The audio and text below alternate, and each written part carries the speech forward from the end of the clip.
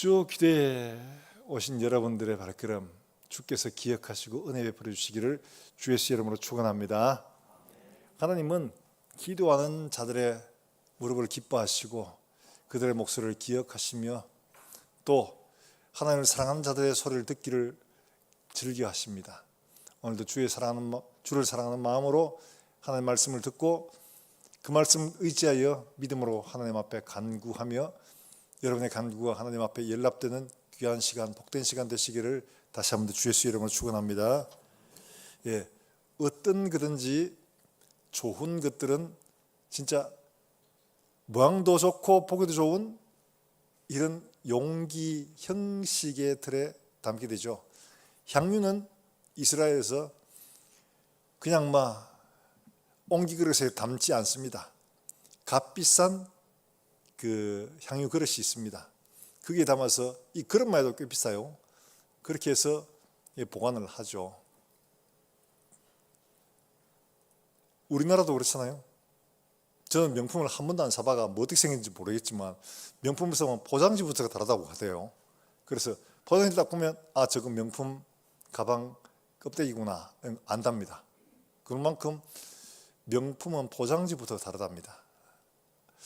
그런데 중요한 것은 지금 이스라엘 백성들이 지금 속으로는 회개하고 개혁하고 이렇게 하자고 결심하고 했었어요. 근데 그렇게 결심만 하면 나머지 다 변화되냐? 그렇지 않죠? 이 결심한 것을 담아낼 그릇, 외형이 필요한 겁니다. 그 외형에는 정말 소위 말해 헌신이 필요한 거죠. 그 헌신은 굉장히 위험한 헌신이에요. 그래서 제목이 형식이 필요한 지점 이렇게 했는데 정말 위험한 헌신이 필요한 지점인 거예요. 바로 이 지점이 아무리 좋은 것도 이걸 겉 모양으로 담아낼 수 있는 형식이 없으면 아무 소용이 없습니다. 나라와 민족을 위해 독립운동 하자, 좋아요. 근데 그 다음에 이걸 어떻게 하느냐? 형식이 갖추어져야 됩니다. 나름대로. 그래야 이게 구심점이 되고 그 다음에 이게 힘이 되고 집중력이 되는 거죠. 근데 이것 없이 그냥 마음만 가지고 한다? 되지 않습니다. 굉장히 중요한 거죠. 오늘 우리가 함께 기도할 제목들이 바로 우리나라의 앞일을 두고 함께 할 텐데요. 지금 김건희 씨 때문에 통일교, 신천지 시끄럽죠. 김건희 씨하고 관계된 통일교, 또 신천지가 또 선거에 개입을 해가지고 이래가지고 지금 민주당에서 종교단체가 종교적 목적 이외에 다른 정적인 목적에 동원되고 하면 단체를 해산할 수 있는 권한을 부여하자. 이 입법 추진한다고 그래요. 굉장히 위험한 거죠. 그럼 노조는 어떻게 해요? 아무 소용이. 노동운동 아닌 정치운동 하면 안 되잖아요. 근데 그거는 쏙 빼고 요것만 딱 하는 거예요, 지금. 다른 모든 단체들이 정치적인 목적을 다 가지고 있습니다. 그래서 목소리를 내는 거죠. 그게 건강한 민주주의 사회입니다. 그런데 콕 집어가지고 윤석열이 김건희 싫으니까 거기다 붙은 것들을 그냥 갖다 박아. 이쯤 잘 됐다. 민주당 같은 경우에는 차별금지법 이거 한데 기독교 나와가지고 차별금지 폐지하라 하면서 난리를 치니까 눈의 가시처럼 여겨졌는데 안 그래도 잘 됐다 이래 싶어가지고 그걸 빌밀해가지고 기독교 교회를 탄압하려고 하는 이런 조짐을 보이고 있다는 게 굉장히 위험한 신호라는 거예요. 우리나라가 여기까지 온 것도 교회가 위험하고 어려운 시기에 책임을 지고 독립운동을 하고 대부분 다 거기 사람들 기독교 사람들이잖아요. 다 신앙인들이었어요. 그 사람들이 독립운동했고 그 사람들이 앞장서서 나라를 살렸던 사람들이에요. 그런데 역사적 맥락을 싹 무시하고 지금 현재 눈에 좀 거슬리니까 이런 식으로 한다는 것은 굉장히 위험한 일입니다. 국난에 있을 때 교회는 항상 먼저 기도하고 나라를 살리는 일에 앞장서 왔었습니다. 그럼에도 불구하고 이런 불미스러운 일들 몇 가지에 걸린다고 해서 교육을 박해하겠다, 이런 입법을 하겠다. 입법을 하겠다는 것은 굉장히 위험한 일이죠. 차별금지법도 역시 마찬가지로 이 법으로 그냥 정해버리면 끝입니다. 그걸 우리가 못하도록 막은 거잖아요. 나라의 앞길이 참 위험한 수준으로 자꾸 걸어가고 있는 것 같아가지고 참 안타까운 그런 현상들입니다. 자, 이스라엘도 지금 예루살렘 성벽을 쌓고, 우와, 그들이 생각지도 못한 52일 만에 이 성벽을 쌓았어요. 그러니까 전부 다 놀라는 거죠. 그래서 그들이 하나님 앞에 약속을 합니다. 우리가 이렇게 해야 되겠다 이러면서 말합니다. 그게 뭐냐 하니까 굉장히 중요한 것들을 몇 가지를 합니다. 첫 번째, 가정을 새롭게 하겠다 했죠. 우리 아들 안 주고 딸 안 데려오겠다. 이것은 이스라엘의 순수한 신앙적 바탕을 위한 가정부터 굉장히 결단입니다. 굉장히 중요합니다. 엄마들이 밥하고 빨래하고 하는 건 아무것도 아닌 것 같지만 굉장히 중요합니다. 가정교육의 시작이 엄마로부터 하거든요. 이걸 잘 인지를 못하고 내가 뭐 밥순이가 빨래하는 세탁기냐 이러면서 내 편에는 자기 업무를, 자기 일을 제대로 이해를 못한다는 거죠. 그래서 우리나라가 여기까지 온 것도 이런 어머니들의 헌신과 수고 때문에 여기까지 온 거죠. 그 다음에 어떻게 했어요? 안식일을 거룩히 지키겠다. 그래서 안 사고 안 팔고 아예 문 닫아버리겠다. 그리고 7년 희년해가지고 다시 복원하겠다. 이건 경제생활 자체를 그냥 이제까지 페르시아에서 바벨론에서 살았던 그 방식 다 엎어가지고 살든지 죽든지 하나님 법을 따라 살겠다 하는 경제 원리의 중심을 하나님 말씀으로 옮겨가겠다 하는 바로 그런 결단이거든요. 굉장히 중요한 결단입니다. 마지막으로 하나, 우리가 하나님의 전을 버려두지 않겠다 하는 거죠. 레위인들을 위한 11조를 드리고 성전에 쓸 필요한 물건, 나무, 그 다음에 필요한 모든 것들을 우리가 잊지 않고 항상 드려서 성전에서 하나님을 제사하는 일들, 예배하는 일들을 위해서 사용하겠다. 거기에 그 일들을 수행하는 레위인들을 우리가 봉양하겠다는 이런 의지죠. 오늘날은 많은 사람들이 괜히 교육자로 두는 걸 비효율적으로 생각합니다. 작은 교회일수록 당연히 임금비 몫이 커질 수밖에 없어요. 그런데 이런 것들 많다고 자르고 그런 일들을 너무 쉽게 생각하는 것 같아요. 결국 그거는 사람들이 자살하는 건 똑같아요. 작은 교회 말씀을 치고 교육해야 될 근데 이 사람들이 없으면 끊는 거죠. 예루살렘 성이 무너지면 너무 쉽게 하는 것 같아요. 벤차카 유명한 랍비였습니다. 이 사람이 작은 교회 중요한 일을 했습니다. 밤중에 어떻게 자기 제자들하고 모의를 해가지고 죽었다는 소문을 내가 일부러 시신을 옮기는 것처럼 해가 성 밖으로 나갔어요. 그래서 디도를 만났습니다. 티투스 디도를 만났습니다. 왜 만났냐? 디도 장군이 지금 예루살렘 성을 포위해가지고 곧 이제 침략을 해서 성이 무너질 텐데 디도에 가서 거래를 합니다. 뭘 거래하느냐? 다른 건 다 해도 괜찮다. 근데 딱 하나만 하지 말아달라. 이게 뭐냐? 자기가 만드는 회당이 있는데 이 유대인 학교 요것만은 좀 보존하도록 해달라 요청을 하죠. 그러니까 뭐 디도가 생각에는 그거 별거 아닌 걸 뭘 이래가지고 그걸 허용해 주기로 약속을 합니다. 그리고 자기 아버지한테 그 일들을 이야기를 하고 결국 예루살렘 성이 무너졌을 때 이 벤자카이가 세운 회당만큼은 보존해 주는 이런 결단을 하게 되는 거죠. 이게 왜 그렇게 중요하냐? 이스라엘의 가장 근본적인 신앙의 정수를 그들은 바벨론에서 그다음 페르시아에서 경험해 왔습니다. 가르침이 정말 중요하다. 이걸 담아내는 그 포맷이 뭐냐? 바로 회당이라는 거죠. 이거 없으면 그들이 아무리 열정을 가지고 있어도 이걸 담아낼 수 있고 소위 구심적으로 전달해 줄 수 있는 통로가 없어지는 겁니다. 그러므로 이 소위 자기의 신앙 교육, 자기들의 신앙 전통 보존한 가장 중요한 그릇인 이 회당을 남겨두도록 부탁을 했고 그렇게 되어서 오늘날 여러분 2000년 동안 이스라엘 백성들 역사 이래로 없었습니다.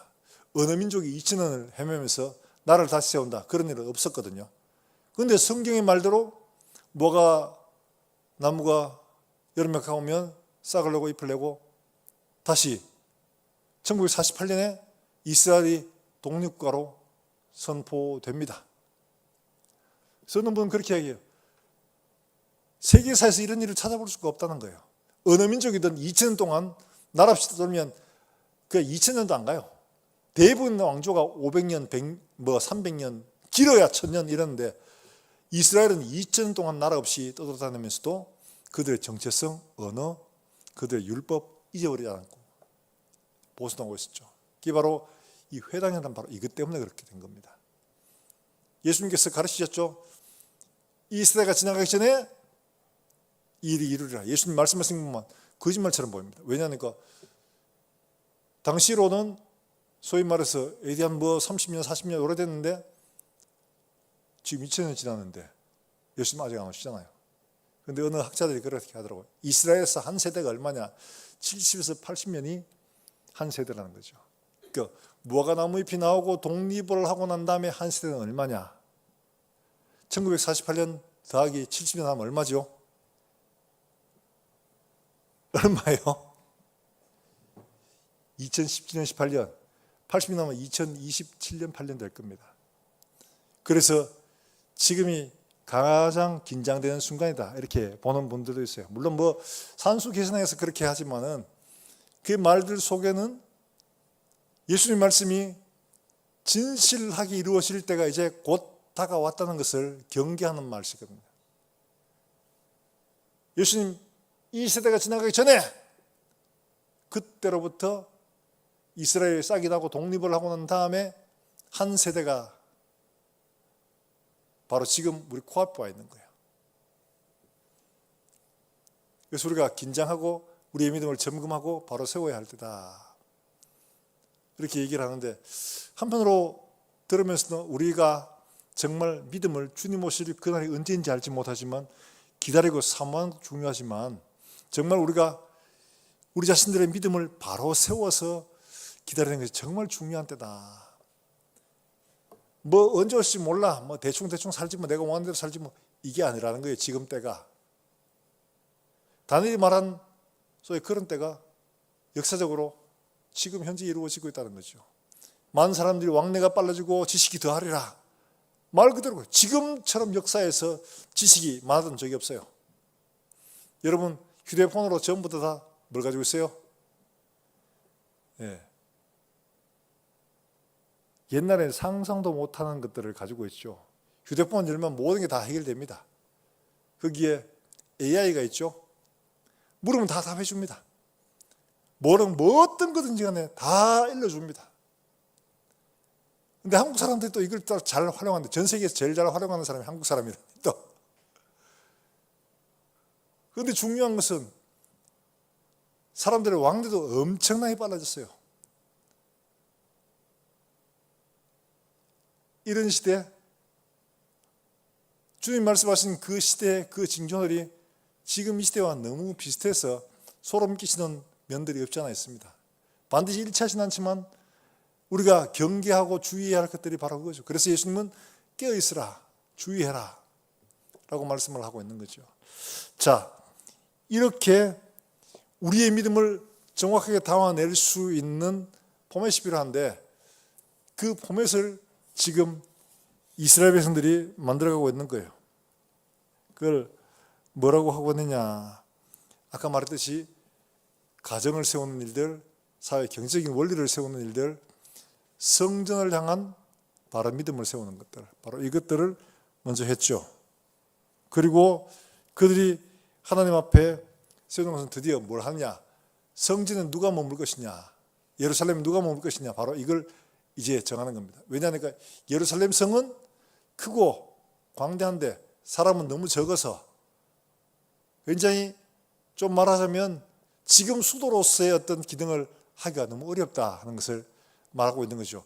지금 우리가 말하는 그런 수도의 개념과는 조금 다르지만 그들이 소위 말해서 사회생활, 국가의 중심지로서의 그 역할을 하기에는 조금 다소 부족한 면이 없지 않아 있었다는 거죠. 자, 그런데 그들을 세울 때 10분의 1을 전체 중에서 채우고 중요한 레위 사람들하고 이런 사람들을 먼저 거기에 둡니다. 그러고 나면 어떻게 하냐? 자원하는 사람들 두고 이제 나머지 다 돌아갔는데 그 중에서 10분의 1을 골라내가지고 예루살렘 성에 살도록 합니다. 하는데 그들에게 뭐 했다고 하냐 하니까 2절 말씀에 이렇게 말하죠. 2절 말씀 한번 볼까요? 2절을 한번 읽어봅니다. 시작. 예루살렘에 거주하기를 자원하는 모든 자를 위하여 백성들이 복을 빌었느니라. 이 말씀이 좀 독특하죠. 좋은 말 같은데 가만히 내면을 들여다보고 나면 사실 그렇지 않습니다. 좋은 뜻으로 복을 빌어준 것은 분명 아니라는 것을 알 수가 있어요. 왜 그런가? 지금 예루살렘은 조금 위험한 곳입니다. 느헤미야가 본교에서 올 때 조카한테 물었죠. 예루살렘이 어떠냐? 이렇게 물으니까 성은 회파되고 성문은 소화되고 성전은 무너지고 그리고 사람들이 박해를 당하고 있다. 착취를 당하고 있다. 이래서 느헤미야가 옷을 찢고 하나님 앞에 울고 기도했지 않습니까? 달리 말하면 뭐냐? 지금 그 상황이 달라졌냐? 전혀 달라지지 않았습니다. 북쪽 사마리아 사람들은 여전히 자기들의 힘을 과시하고 남유다까지 지배하려고 영향력을 계속 확대하고 있었고 남쪽 애굽도 요단강 동편에 있는 암몬, 아람, 저 위에 북쪽의 시리아 온 사방이 서쪽 지중해 쪽으로는 블레셋 주변에 전부 다 대적들로 둘러싸여 있는 거예요. 이들이 수시로 그냥 침략해오는 거예요. 그래서 아수르도 치고 내려왔죠. 한번 경험했습니다. 바빌론도 치고 내려왔죠. 애굽에서 치고 올라가죠. 이런 데를 그들이 늘상 당했던 겁니다. 그러니까 그들이 치고 올라가고 내려올 때 그들이 항상 표적이 되는 곳이 어디냐? 예루살렘이었어요. 예루살렘은 그만큼 위험한 도시였어요. 예루살렘 성에 산다. 이건 자칫하면 언제라도 생명을 담보로 해야 한다는 이런 말이었거든요. 그러니까 그들은 예루살렘 성에 거하는데 자원에 사는 사람 그래 너 잘했어 이러면서 다른 사람들은 잘 안 하려고 하니까 억지로 10분의 1을 뽑아가지고 두면서 그들을 축복해 주는 거예요. 잘했어. 하나님이 너희 복 주실 거야. 이러면서 달리 말하면 위험한 자리에 두면서 위로 잠깐 해주는 그런 모양새인 거예요. 좋으면 서로 막 하려고 하겠죠. 그런데 아무도 하려고 하는 사람이 없으니까 억지로 10분의 1을 뽑아가지고 거기에 둔 겁니다. 두면서 위험하니까 축복해주는, 소위 말해서 좋으면 내가 뭐 다 할 텐데 별로 안 좋으니까 다른 사람한테 시키고 기도해 주겠다 이런 거죠. 70년대 80년대 그때 한창 이런 일들이 사실 있었습니다. 교회가 막 선교 막 이렇게 할 때 우리 친구들 가운데서도 선교한다 이러면 야 선교 야 이러는데 제일 얼굴이 새파래지는 사람이 누구겠습니까? 부모님 얼굴이 제일 새파래집니다. 그 사람은 대부분 다 뭐 집사, 장로, 목사 아들 딸이었거든요. 하면 아빠 나 선교사 할래 이러면 이 가시다가 미쳤나고 마. 네 말고 믿음 좋은 사람 얼마나 세비렸는데 너는 아빠를 모셔야지. 네 장남이잖아 이 새끼야. 정신 차려 좀 이러면서 구박하고 막 그랬죠. 근데 딴 집에 옆집에 장로들 가면 그래 믿음 좋아 아이고 잘 가 이러죠. 이게 똑같은 거예요. 지금 내 아들은 안 되고 남의 애들은 박수 쳐주는 바로 그런 모양입니다. 위험하고 힘들고 부담스러운 자리인데 나는 가기 싫고 대신 가주니까 그래 박수 쳐주는 바로 그런 모양새라는 거죠. 지금 예루살렘에 거주하는 그 자체가 사마리아 사람, 남쪽에 이집트 사람, 동쪽에 암몬 모압 사람, 북쪽에 시리아 사람 온 사방에 지금 대적들에 전부 다 눈을 동그랗게 뜨고 저걸 어떻게 하지 이러고 전부 쳐다보고 있는데 가는 게 쉽겠어요? 위험한 자리예요.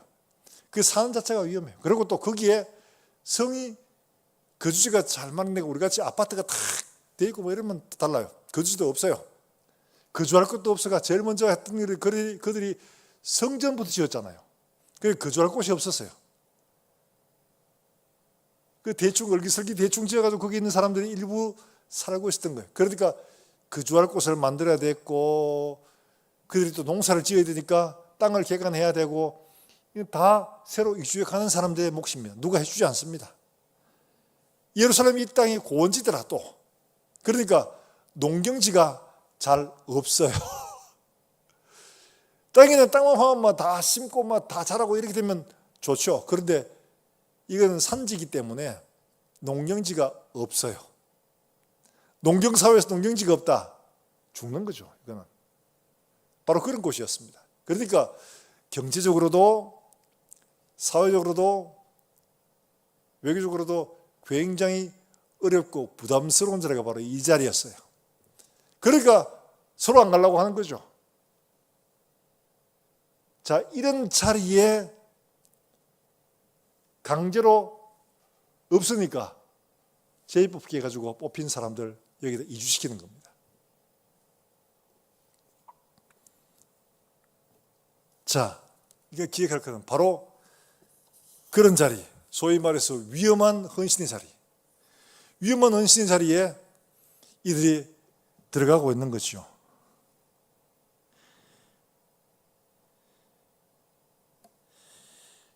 뿐만 아니에요. 종교적인 이유도 있죠. 왜냐하니까 예루살렘 성에 살면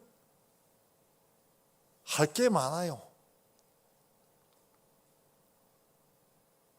절기 되면 사람들 와르르 오죠. 1년에 3번씩은 해야 됩니다. 그들 대접하고 먹이는 거 다 누가 해야 되냐? 예루살렘 주민들이 해야 되고. 나 혼자 살기도 바쁜데 다른 사람 와서 함께 거주한다. 불편하고 힘들겠죠, 당연히. 당연히 그럴 수밖에 없습니다.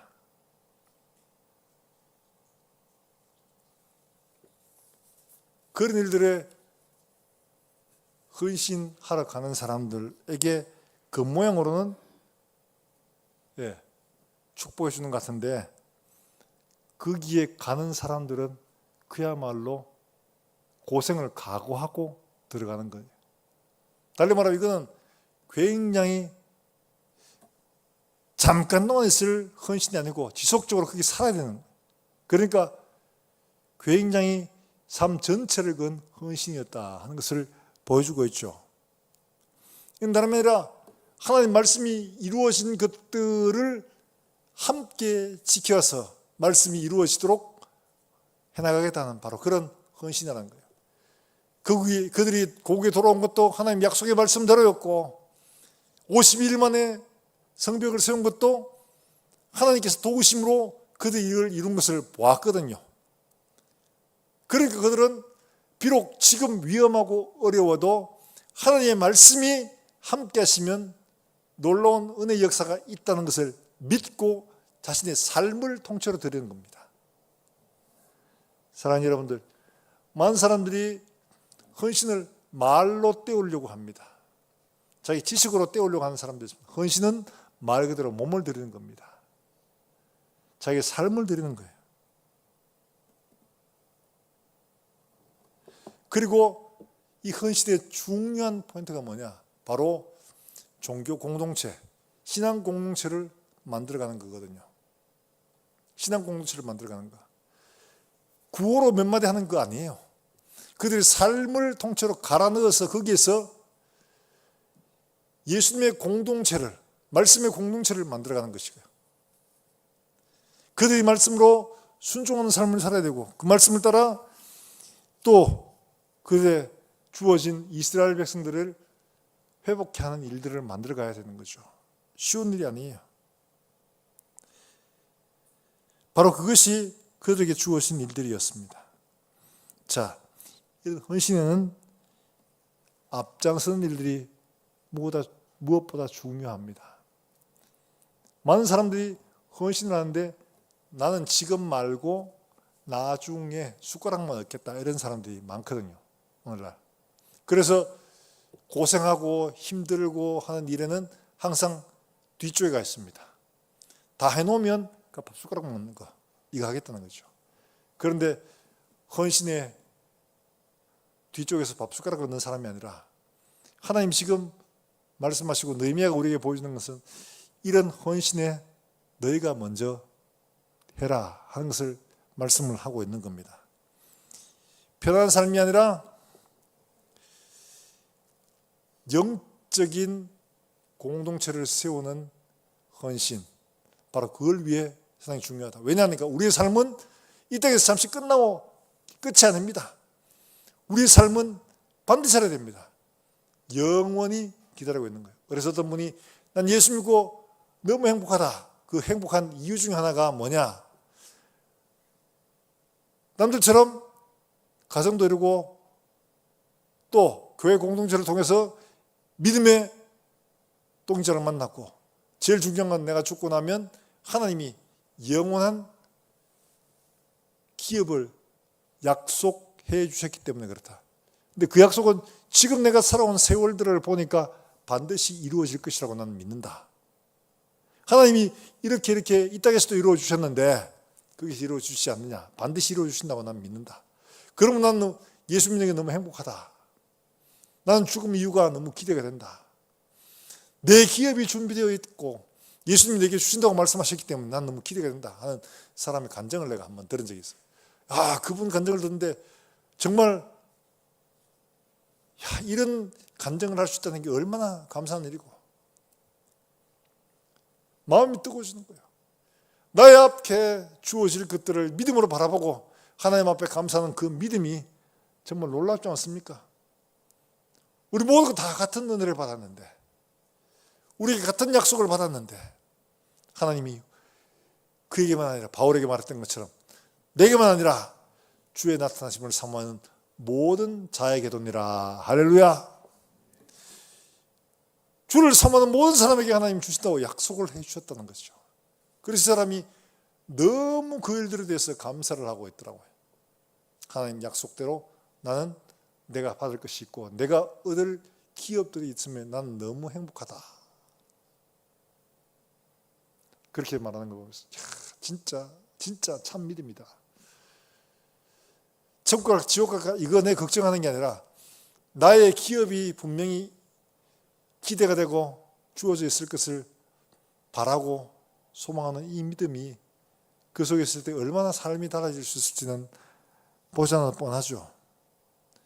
이 땅에서 잠깐 불편한 삶, 어려운 삶을 살게 되어도 그들은 이 예루살렘을 중심으로 하나님이 계획해 놓으신 모든 일들, 세상 끝날까지 이루실 그 일들을 사모하고 있는 거예요. 이 예루살렘은 지상에서 예루살렘만이 아니라 영원한 나라에서 완전한 하나님의 도성 예루살렘이 요한계시록에 있는 것처럼 주어져 있고 그것이 우리에게 영원토록 있을 것이기 때문에 그렇습니다. 사랑하는 여러분들, 우리 모두가 이와 같이 하나님의 공동체를 세우는 일들에 앞장서 봉사하고 헌신할 수 있는 저와 여러분 될 수 있기를 주 예수의 이름으로 축원합니다. 잠깐 있으면 사라질 것들에 우리의 마음을 들이다가 다 사라지고 없네 다 어디 갔어 이게 아니라 하나님 앞에 기대하고 기다리며 소망하는 것들이 우리의 기대와 상상을 뛰어넘는 놀라운 것들로 우리에게 주어질 때 그 기쁨 한량없을 것입니다. 우리가 그걸 바라보고 믿음으로 하나님 앞에 헌신할 수 있는 기회에 하나님 앞에 헌신하며 자신의 삶을 드릴 수 있는 그런 우리 모두가 되기를 주 예수의 이름으로 축원합니다. 편안한 삶이 아니라 바로 영생을 향하는 영광을 향하는 삶이야 가능한 거죠. 그들이 지금 편안한 삶을 말하면 예루살렘에 올 수가 없습니다. 그러나 그들은 편안하고 쉬운 삶을 바라는 게 아니라 영광의 삶을 바라고 있었기 때문에 예루살렘에 올 수가 있었던 거죠. 영광의 삶을 바라지 않는 사람은 결코 예루살렘에 올 수가 없는 겁니다. 우리 영광의 삶을 바라면 우리가 기대하는 대로 하나님의 교회를 세우고 공동체를 세우는 그 일들에 우리의 삶을 드릴 수 있기를 다시 한번 주 예수의 이름으로 축원합니다. 바울은 이 일들에 대해서 분명히 말씀하고 있습니다. 주께서 내게만 아니라 주의 나타나심을 사모하는 모든 자에게도 멸류관을 주실 것을 확신하고 있습니다. 그리고 요한계시록에서 그 일들을 7 교회를 통해서 다시 한번 콱 찍어주죠. 이기는 자에게는, 이기는 그에게는 생명의 멸류관을, 이기는 그에게는 내 아버지 집의 성전 기둥이 되게, 이기는 그에게는 예수님은 계시록을 통해서 다시 한 번 더 이기는 자들에게 약속하신 것들을 확인시켜 주고 계시다는 거예요. 사랑하는 여러분, 우리 모두가 바로 이긴 자가 되어서 하나님 앞에 정말 영광스럽게 설 수 있게 되기를 주의 이름으로 축복합니다. 오늘 이 밤 하나님 앞에 함께 나와 기도하고 있는 또 약속의 말씀을 붙들고 함께 기도할 우리 모두가 이런 소위 말해서 앞장서 헌신하는 사람들로 하나님께서 인정하신 그런 믿음의 용사들 되기를 주 예수 이름으로 축원합니다. 난 다윗의 말씀 가운데 시편에 있는 것처럼 그래요. 내가 여호와를 의뢰하고 적진을 달리며 내 하나님을 의지하고 담을 뛰어넘나이다. 정말 너무 멋있는 표현이에요. 헌신의 너무 FM 같은 딱 표현이죠. 내가 내 하나님을 의지하고 적진을 달리며 내가 하나님을 의뢰하고 담을 뛰어넘나이다. 위험한 전장터에서 이런 환경 속에서 지금 당장의 편안하고 쉬운 삶이 아니라 영광의 삶을 믿음으로 바라고 달리고 뛰어넘는 이런 우리 모두가 되어서 비록 세상살이는 고달프고 힘들고 어려운 일들이 많나 그러나 하나님께서 힘주시는 은혜로 말미암아 적신을 달리고 담을 뛰어넘는 믿음으로 하나님 앞에 승리하는 그날 영광스럽게 멸류관을 얻는 우리 모두가 될 수 있도록 주의 이름으로 축복합니다. 예. 자, 그런데 믿음이라는 게 자원에서 하면 더 좋지요. 많은 사람들이 그렇게 합니다. 목사님 그 억지로 해가 그게 무슨 덕이 되겠어요? 맞아요. 억지로 하면 별로 덕이 안 됩니다. 시험 들을 때가 많죠. 왜 내한테만, 왜 내게만 이럴 때가 많죠. 그러나 우리가 잘 알고 있는 한 사람이 있죠. 마가복음 15장 21절 말씀 한번 볼까요? 마가복음 15장 21절 말씀 한번 보겠습니다. 예수님이 십자가를 지고 가실 때 우리가 잘 아는 사건입니다. 예수님이 십자가를 지고 가실 수가 없어서 그랬을까요? 저는 아니라고 봅니다. 예수님이면 십자가를 지고 좀 힘들어도 가볍게 손가락 하나 걸어가지고 가셔도 됩니다. 휙 집 던져가지고 그거 갖다 꼽고 그리고 천천히 걸어가셔도 될 겁니다. 그런데 지고 하면서 계속 넘어지고 엎어지고 힘들었죠. 그러니까 군병이 지나가는 사람 하나를 잡았습니다. 그게 사람이 바로 구레네 시몬이라는 사람이에요. 같이 한번 읽어봅니다. 21절 말씀입니다. 같이 읽겠습니다. 시작. 마침 알렉산더와 루포의 아버지인 구레네 사람 시몬이 시골로부터 와서 지나가는데 그들이 그를 억지로 같이 가게 하여 예수의 십자가를 지우고 예, 구레네 시몬 예, 우리 잘 알고 있는 억지로 십자가를 지우고 굉장히 재수 없는 사건입니다. 지나가는데 명절 때문에 예루살렘에 왔다가 갑자기 뭐 사람들이 웅성웅성하면 막 지난 한 사람 죄수한 사람 십자가 지고 가는 거예요. 무슨 상황인지 몰라요. 그런데 군인이 너 나와 이래가지고 야 이거 저 이래가지고 십자가를 지게 하는 거예요. 십자가는 당시에는 굉장히 수치스러운 표현이었습니다. 말도 안 꺼냅니다. 십자가라는. 그런데 이걸 자기의 어깨 대신 지우는 거예요.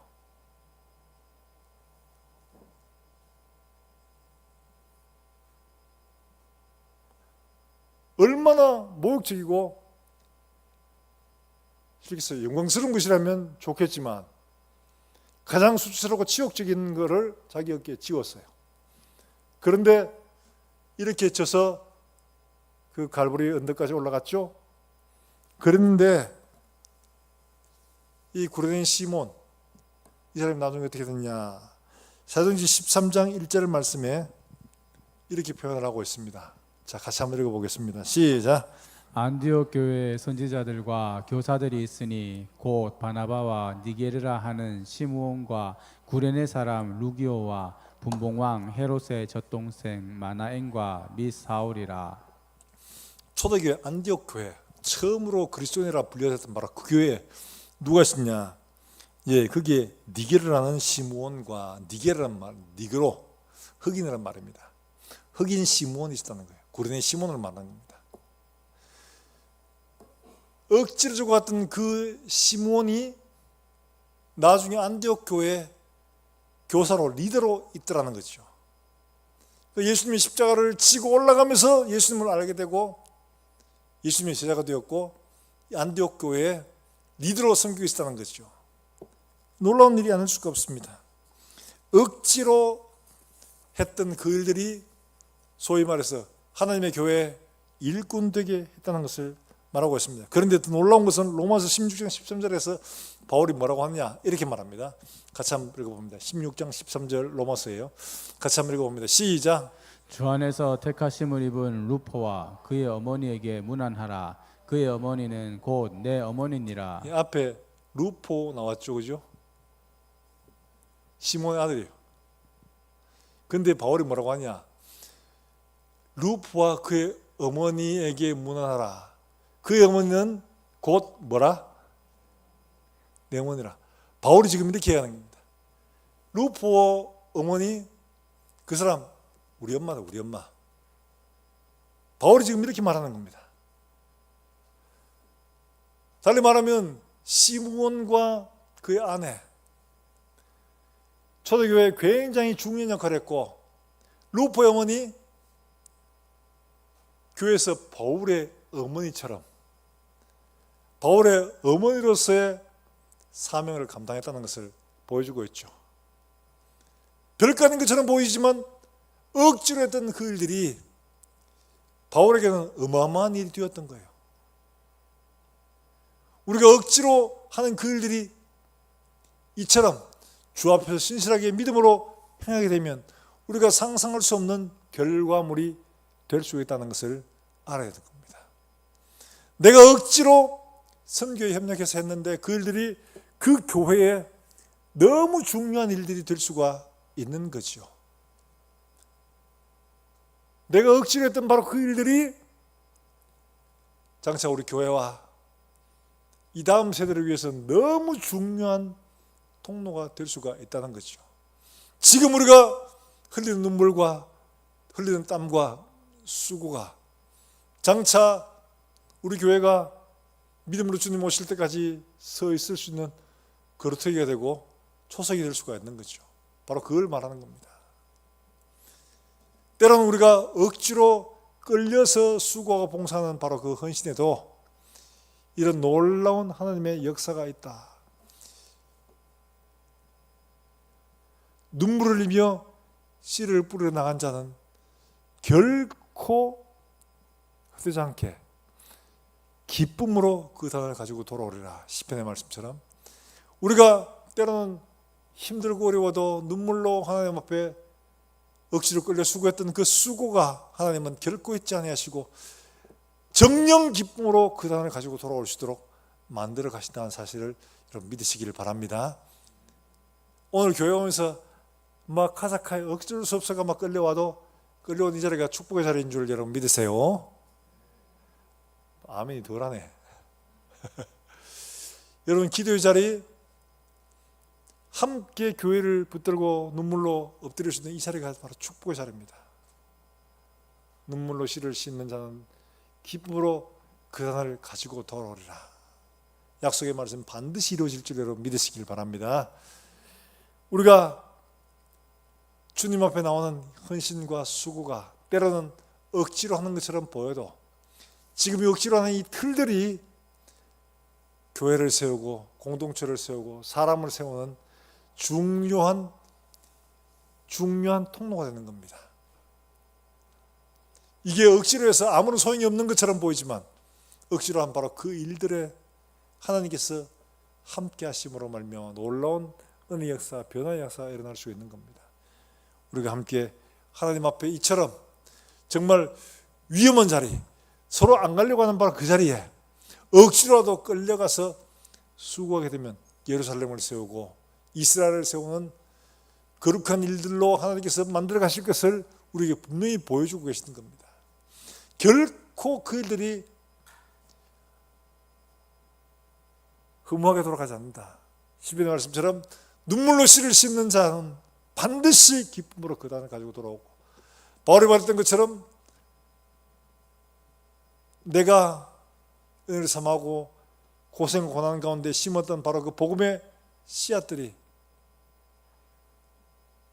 영광의 상급으로 돌아올 것인데 내게만 아니라 주의 나타나심을 사모하는 모든 자에게도 내라. 바울이 고백했던 것처럼 우리에게 놀라운 것을 안겨주실 주님을 기대하며 하나님 앞에 오늘도 믿음으로 하나님 앞에 손을 들 수 있는 우리 모두가 되기를 주 예수의 이름으로 축원합니다.